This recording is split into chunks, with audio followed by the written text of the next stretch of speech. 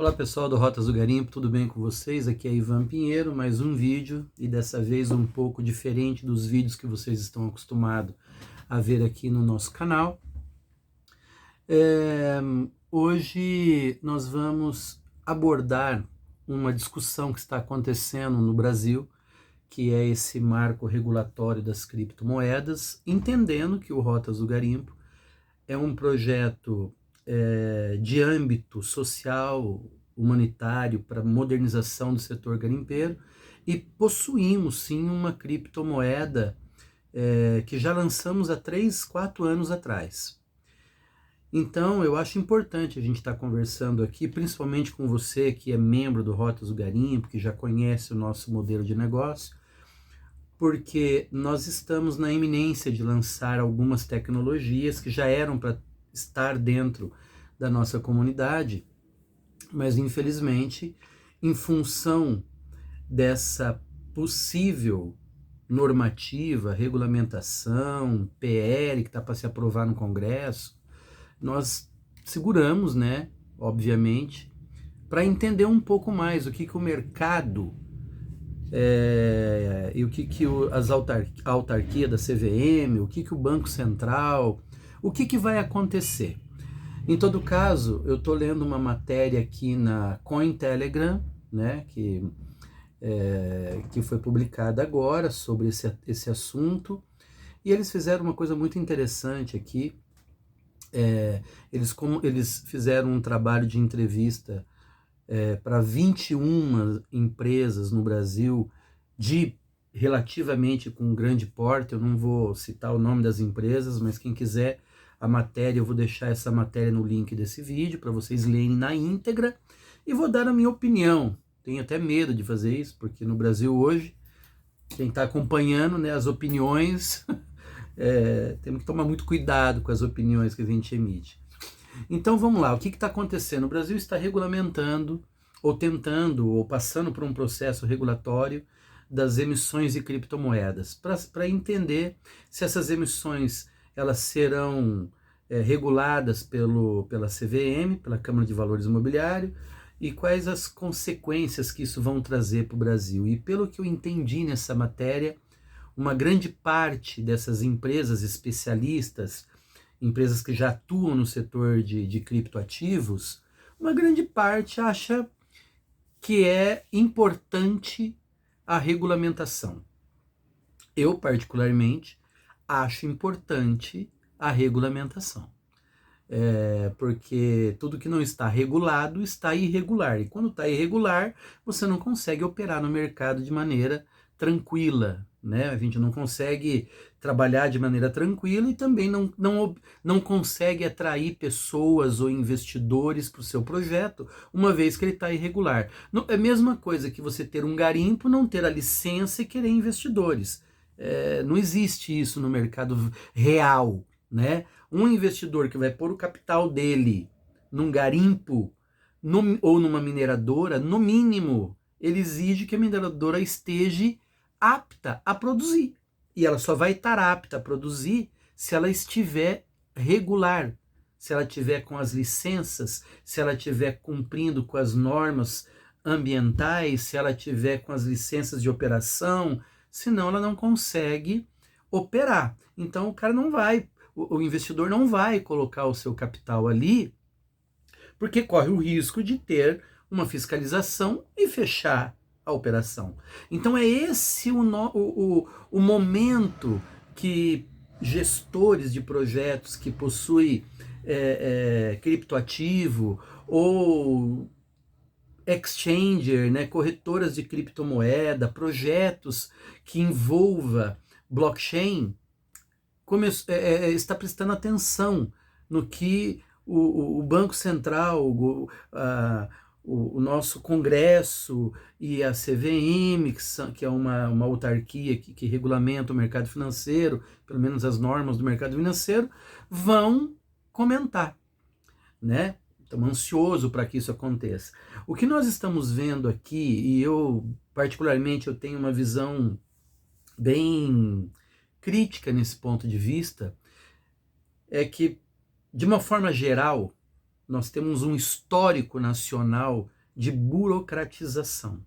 Então, se você olhar para outros mercados, mercados internacionais, que têm um desenvolvimento econômico muito mais agressivo, eles têm muito menos burocracia. Então, eu parto desse princípio que é um ponto positivo essa regulamentação na questão de segurança, de poder trabalhar com tranquilidade, de poder buscar investimentos com mais facilidade, porque o mercado está regulado e nós estamos operando de maneira regulada.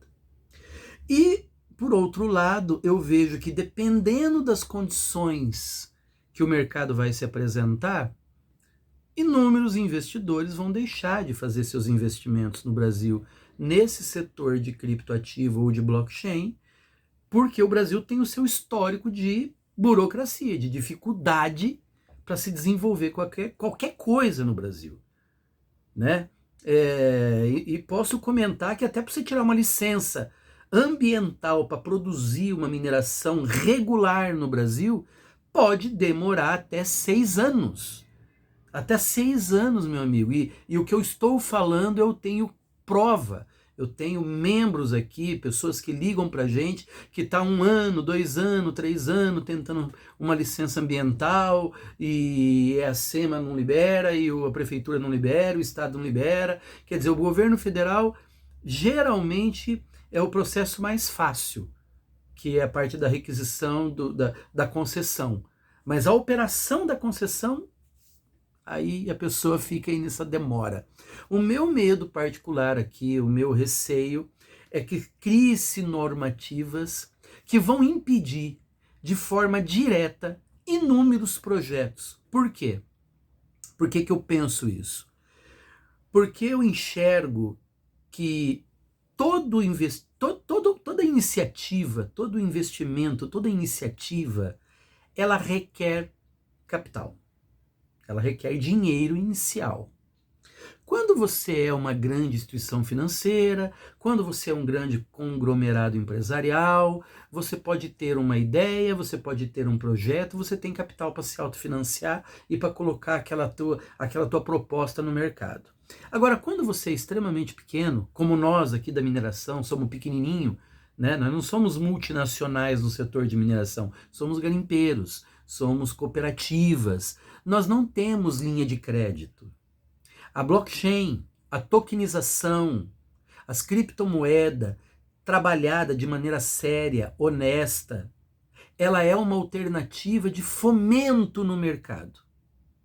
Então, eu penso que pode, mais uma vez, o setor da mineração ser comprometido com possíveis marcos regulatórios que vão impedir o desenvolvimento. Entendeu? O meu ponto de vista. Para ser mais claro e mais objetivo ainda, uma mineração pequena, ela não consegue construir uma empresa estruturada e abrir os capitais dessa empresa na B3 e vender ações e debêntures e captar recurso mais barato do que uma linha de crédito convencional para colocar o seu patrimônio, para colocar a sua atividade. Ou seja, eu tenho uma área de garimpo, eu tenho um garimpo, eu vou estruturar uma operação no mercado de capitais. Para isso eu tenho que ter gestores, eu tenho que ter um administrador autorizado pela Anbima, ele tem que estar autorizado na CVM, ele tem que estar autorizado no Banco Central, ele tem que ser um gestor de uma SA, ou montar um fundo de investimento, e montar esse processo todo. Ele custa dinheiro. E não é pouco dinheiro. Só o salário de um gestor desse não é compatível com o salário de quem está lá no garimpo trabalhando. Então, nenhum garimpo no Brasil hoje, garimpo ou cooperativa mineral, não opera na Bolsa de Valores. Porque esse caminho é para os grandes, é para multinacionais, grandes mineradoras. E diga de passagem, muitas multinacionais que estão aqui no Brasil operando, vendendo suas ações lá no Euroclear, na Nasdaq, em outras bolsas, captando dinheiro lá fora para fazer suas operações aqui. Mas nós aqui da mineradora tínhamos uma luz, tínhamos uma oportunidade, que é o quê? A tokenização, que era uma maneira, é uma maneira de estruturar uma operação com custo extremamente baixo e conseguir pôr para rodar uma mineração, ou um garimpo, ou uma cooperativa, de maneira regular, legal e ecologicamente correta. Então, se agora, dependendo desse marco regulatório, eu preciso me enquadrar como um fundo de investimento, eu preciso ter um lastro securitizado sobre bancarizado, como é exigido em alguns casos para você fazer uma oferta pública, por exemplo, dentro da legalidade, você tem que estar custodiado, você tem que ter uma série de licenças, vai inviabilizar pelo menos o mercado da mineração. Pequena mineração vai ficar inviável, extremamente inviável.